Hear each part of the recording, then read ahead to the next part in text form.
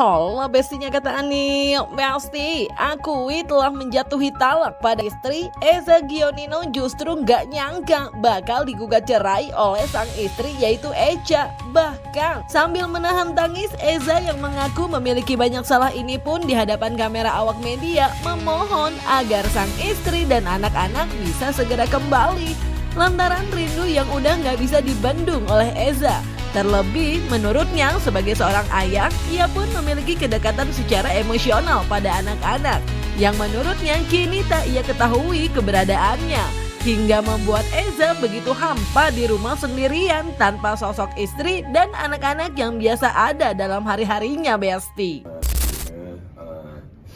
Mulai dari bulan awal Agustus kita ada cekcok seperti biasa. Terus akhirnya saya memberikan ruang dan waktu saya memberikan ruang dan waktu untuk Echa supaya kita ada space dulu gitu. Dan akhirnya saya mengalah, saya keluar dari rumah. Terus saya berharap mungkin dengan kalau dalam kondisi emosi seperti ini gitu, jadi saya kasih space dulu. Tapi saya nggak menyangka, saya nggak expect tiba-tiba ada gugatan cerai seperti ini gitu. Ada gugatan seperti itu yang dikirim dan dilayangkan ke saya. Itu jujur saya kaget sekali. Itu di luar ekspektasi saya, karena saya berpikirnya ini kan kita masalah komunikasi gitu. Masalah komunikasi di mana saya merasa ini semua masih bisa kita selesaikan dengan baik kok gitu. Jadi nggak perlu sampai sebegini sekali seharusnya. Pesan untuk istri saya, Mam, sayang, tolong jangan putus komunikasi. Aku mohon nih,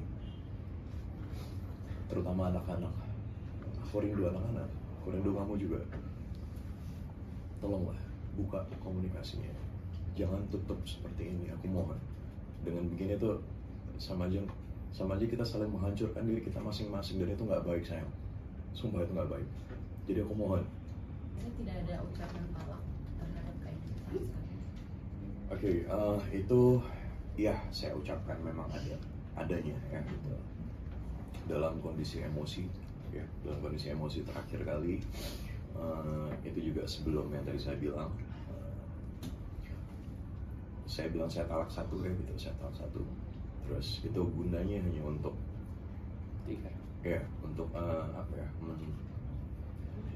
memberikan teguran gitu sebenarnya gitu, secara Islam seperti itu. Dari saya pribadi teguran gitu, supaya kita sama-sama bisa introspeksi diri gitu.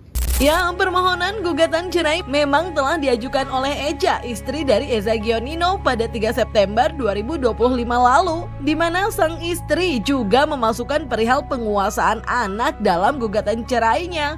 Nah, hal tersebut tentu membuat Eza begitu terpukul, terlebih jika sebelumnya kuasa hukum Echa menyebut keduanya masih satu rumah meski telah melayangkan gugatan cerai.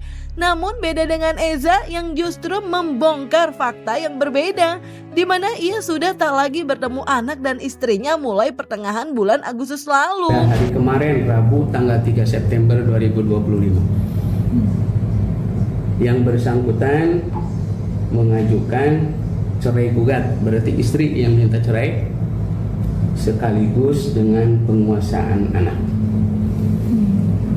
Keluarga memang sebelum ada gugatan sudah mediasi gitu ya, beberapa kali juga sudah mediasi gitu. Namun balik lagi bahwa keputusan ini masing-masing pihak, Mas Eja dan Mbak Echa dan pihak keluarga menyerahkan semua prosesnya ke masing-masing, dan keputusannya gue juga ke masing-masing gitu. Masih tinggal satu rumah sama Echa? Masih. Bang, mungkin ada pesannya juga masih dari Mbak Echa buat Mas Eja sendiri di dalam proses perceraian ini? Tidak ada pesan apapun, hanya saja titip dari klien kami ya. Dari pertengahan Agustus ya, mulai tanggal 15 ya Mas ya, mulai tanggal 15 Agustus saya sudah tidak bertemu dengan istri, anak-anak saya. Gini, selama ini pasti teman-teman tahu kok, saya selalu bilang ya, selalu saya utamakan prioritas saya dalam hidup saya itu adalah istri, anak-anak saya. Saya bekerja itu untuk mereka. Saya nggak pernah belanja, beli apa-apa gitu, nggak pernah. Saya selalu untuk mereka. Gitu. Gini, kalian bisa bayangin teman-teman semuanya, saya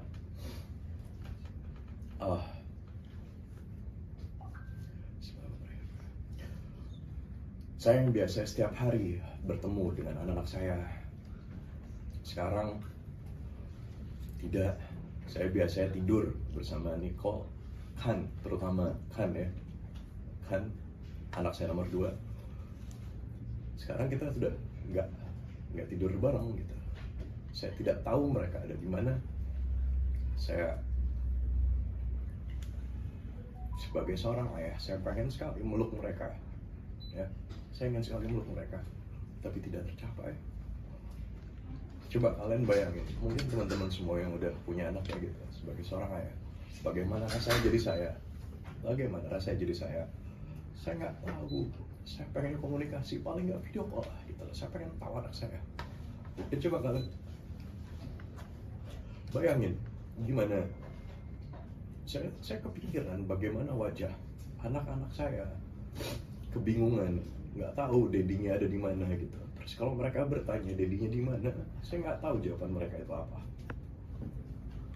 Saya jujur, saya sebagai seorang ayah, saya rindu anak-anak saya, dan saya juga rindu istri saya. Jadi dalam setiap doa saya, dalam sujud saya, saya cuma berharap, ayo Mom, sayang, kembalilah pulang, yuk. Masalah kita komunikasikan dengan baik, yuk kita selesaikan semuanya baik-baik. Ayo kembali pulang, bawa anak-anak. Dan sekarang jujur kondisinya saya di rumah itu saya sendiri. Mulai per tengah bulan Agustus saya sendiri di rumah. Saya benar-benar sendiri di rumah, tuh rasanya sepi sekali, hampa banget rasanya gitu. Duh, jadi sedih ya Besti.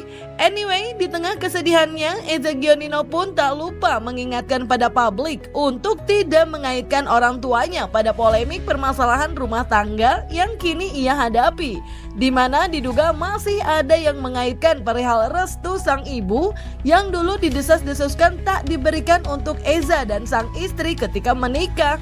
Menurutnya, apa yang terjadi dalam rumah tangganya memang karena adanya komunikasi yang terjalin kurang baik belakangan. Meski begitu, dalam permohonannya di hadapan kamera awak media, Eza pun mengucapkan janjinya Besti untuk memperbaiki semuanya. Mengingat kuasa hukum dari sang istri yaitu Meza atau Echa menyebut adanya gugatan tersebut lantaran adanya penumpukan atau akumulasi yang kemudian akhirnya meledak. Hubungan Mas Eza itu diberangkati oleh tidak direstukan oleh almarhum ibu. Mungkin Mas Eza sendiri sampai sekarang mau mempertahankan itu, ingin membuktikan bahwa cinta sejati itu mungkin ada seperti apa Mas Eza? Sekali lagi saya mohon ke teman-teman semua dan semua orang di luar sana, tolong saya mohon sekali lagi jangan bawa-bawa almarhumah ibu saya ya gitu lah. Ibu saya sudah insya Allah udah ada di surga, jadi saya mohon, dan itu semua tidak ada hubungannya. Jadi sekali lagi itu sebuah perjuangan saya, perjuangan Echa, istri saya, perjuangan kita berdua, sampai akhirnya kita punya 3 buah hati kita ya gitu. Nicole, Kan, Akse, dan sampai terakhir kali juga sebelum mama meninggal juga, saya, istri saya, Echa, kita mengurus mama. Sampai akhirnya, sampai saya harus mengubur ibu saya gitu. Jadi tidak ada sangkut pautnya sama sekali. Saya rasa mungkin semua yang berumah tangga, kalau dibilang akumulasi berarti itu kan sama aja memflashback semua masalah yang dulu terus dijadikan satu, itu kan saya rasa itu tidak baik ya gitu. Jadi apa yang sudah pernah terjadi masalah itu kan diperbaiki, dan seperti yang saya bilang, saya janji saya akan perbaiki semuanya gitu loh.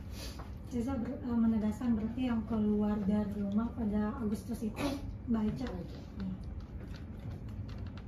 Iya, jadi di saat saya bilang apa namanya, kita space dulu ya gitu, saya yang keluar dulu ya gitu, dan dia tahu kok saya tinggal di depan sana gitu ya, di apartemen depan gitu.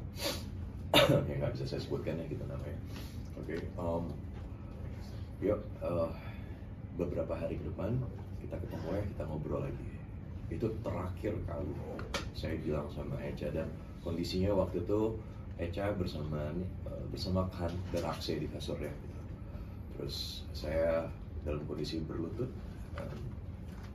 karena Eca kan posisinya di pinggir kasur ya gitu. Saya cuma bisa pegang tangan dia, saya ingat sekali saya pegang tangan dia, saya minta maaf, saya tahu dosa saya banyak, dosa saya besar, tolong maafkan saya. Beberapa hari ke depan kita ketemu yuk, kita obrolin lagi. Tapi ternyata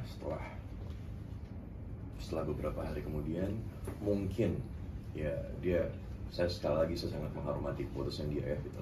Saya sangat menghargai keputusan dia, mungkin dia pergi dengan bawa anak-anak. Tapi sekali lagi saya mohon, ini saya lihat kamera nggak apa-apa ya. Oke, ini pesan untuk istri saya, Mam, sayang, tolong jangan putus komunikasi. Aku mohon, nih, terutama anak-anak. Aku rindu anak-anak, aku rindu kamu juga. Tolonglah, buka komunikasinya.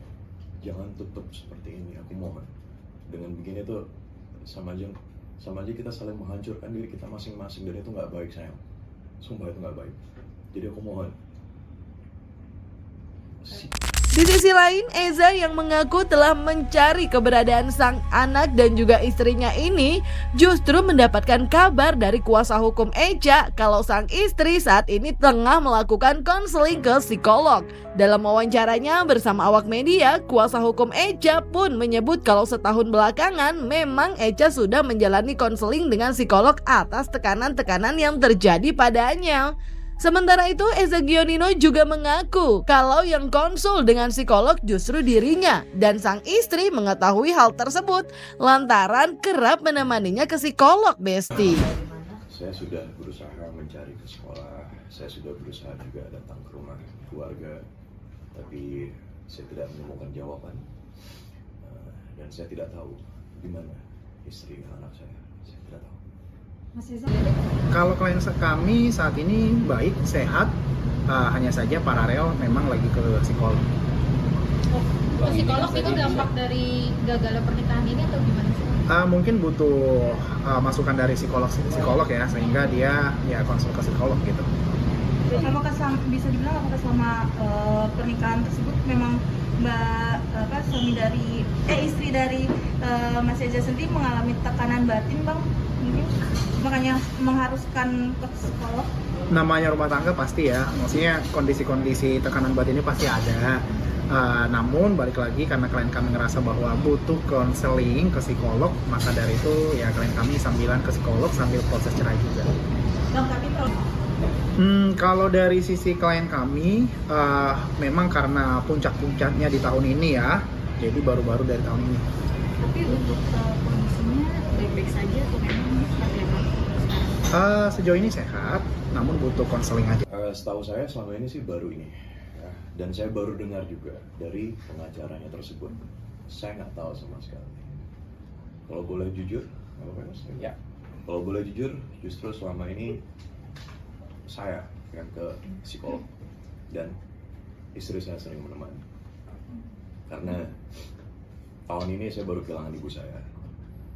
Jadi tolong saya mohon jangan sampai saya kehilangan yang lain lagi. Saya nggak mau. Mungkin kalau boleh saya tambahkan terkait psikolog ataupun bantuan profesional itu lebih baik ya, karena memang daripada ke ahli yang lain lebih baik ya ke profesionalnya psikolog gitu untuk membantu terhadap proses ini. Selain ramainya kabar perihal sang istri hingga melakukan konseling ke psikolog diduga setelah melayangkan gugatan cerainya untuk Eza Gionino, perihal yang tak kalah pedas juga jadi ramai nih Besti, di mana adanya dugaan KDRT yang diduga menjadi salah satu penyebab Eca melayangkan gugatan cerai pada Eza Gionino. Namun hal tersebut pun langsung dibantah oleh Eza. Sambil bersumpah, Eza Gionino yang ditemui awak media belum lama ini menegaskan tidak ada KDRT atau orang ketiga Besti. Pure masalah komunikasi cenah. Bahkan ia pun gak nyangka bakal digugat cerai yang awalnya berniat memberi ruang dengan meninggalkan rumah untuk beberapa hari, tapi setelah kembali justru mendapatkan kabar perihal gugatan cerai sang istri dan mendapatkan rumah tanpa kehadiran anak-anak dan juga meja istrinya. Orang ketiga atau seperti apa sih, Bang? Ya, secara umumnya memang tidak ada kesesuaian lagi, tidak ada keharmonisan lagi antara Mas Eja dan Mbak Eca. Ya seperti itu. Akhirnya ya Mbak Eca udah meyakinkan diri untuk gugat cerai. Namun artinya teman-teman media udah bisa nangkep lah ya pada intinya ya. Ketika misalnya mereka masih satu rumah, pasti ada alasan yang menurut kami sangat kuat untuk bisa gugatan kami diterima. Gitu. Terus mungkin ada kekerasan, KDRT dan segala macam. Ya itu nggak bisa saya sampaikan ya Mas. Klien kami di sini juga beranggapan untuk meluruskan berbagai spekulasi yang liar beredar. Kami tegaskan bahwa dalam proses mediasi nanti kami memprioritaskan untuk ke arah perdamaian. Kami juga mengklarifikasi bahwa sampai saat ini bahwa pemicu permasalahan terkait hal ini bukan karena isu dari KDRT dan juga isu orang ketiga. Ini berat sekali karena yang saya hadapin. Mungkin pertama yang bisa saya sampaikan, saya sangat menghormati istri saya. Ya, sayang, aku sangat hormatin kamu. Aku tahu kamu seorang ibu yang baik, ibu yang hebat, ya, untuk anak-anak saya, Nicole, Khan, Akshay. Gini, saya juga akuin kok. Saya sebagai figur suami, sebagai seorang ayah, saya jauh dari kata sempurna. Saya akuin itu. Tapi sekarang kondisinya, kita kemarin, ya namanya juga masalah rumah tangga ya gitu. Rumah tangga itu pasti ada percekcokan gitu, ada selisih paham. Jadi yang saya mau juga luruskan di sini ke teman-teman semua, dengan berita yang seperti Mas Raka bilang, berita yang sangat liar di luar sana, dibilang ada KDRT lah gitu, ada pihak ketiga. Saya jelaskan dan saya tekankan itu tidak ada sama sekali, demi Allah tidak ada ya gitu, demi Allah tidak ada dari saya KDRT apapun itu, pihak ketiga pun juga nggak ada. Ini pure masalah kita kurang komunikasi ya, kurangnya komunikasi dengan baik, itu aja, komunikasi internal pastinya gitu. Ya Besti, kita doain aja semoga pasangan yang udah menjalani 7 tahun biduk rumah tangganya ini bisa kembali bahagia ya, dan mendapatkan keharmonisannya lagi, dan tentunya kembali damai dengan ketiga buah hati mereka. Jangan lupa like, subscribe biar bisa dapetin video berita kecil lainnya cuma di Kata Ani Besti.